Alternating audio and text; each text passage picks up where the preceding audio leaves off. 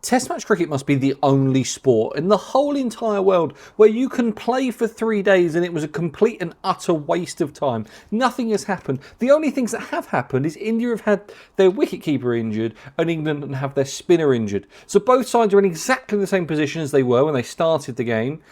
However, they now have two pretty big injuries that are a real issue.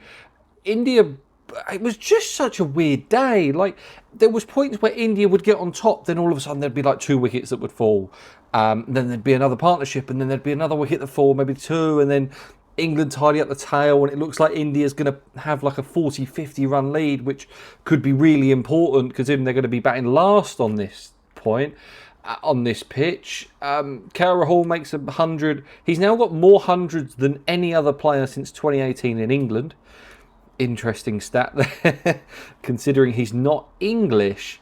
Rishabh Pant run out just before lunch. I mean, a magical kind of bit of fielding from Ben Stokes. He does just make stuff happen. He did it before with Karen Nair. When Karen Nair and KL Rahul were going yesterday, it looked like we couldn't get that break in a partnership. It was Ben Stokes with the ball that did it. And again, it was with Nitesh Kumar Reddy, where it just didn't look like there was a wicket coming from anywhere. All of a sudden, he gets one to rise off of a length and he picks up the wicket. He takes 2 for 63 from bowling 20 overs. There was a point where Brendan McCullum had to say, please stop bowling. It's getting a little bit too much now. He was starting to look like he was going to go on one of those 14 over spells and try and bowl India out by himself.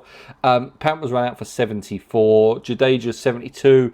England missed a couple of chances in the field, not catching, but a few run outs. Like Ollie Pope had like 3 where they would have been like out of the frame run outs and was just trying to do it a little bit too special.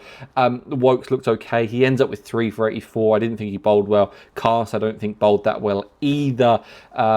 India, I guess, will be happy with their performance. I mean, England are on top with India having to bat last. So you would imagine that England are on top at this point. If I had to give it a win viz, I'd probably say it's 50% England, 25% India, 25% draw, there or thereabouts. But it's going to be a really interesting day. Again, we've missed out on so many overs. Zach Crawley and Ben Duckett really slowing it down at the end. It all gets a little bit nasty.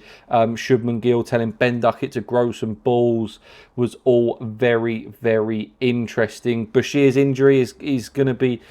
If he can't bowl in that last innings, then that's a lot of pressure on Joe Root to be the kind of frontline spinner. I think Root's better than Bashir, so it's probably good for England, but should be fine. Jofra Archer bowled 23 overs and held up pretty well, so looked pretty good in terms of a fitness reason for the England bowlers, but they looked pretty toothless for most of the time.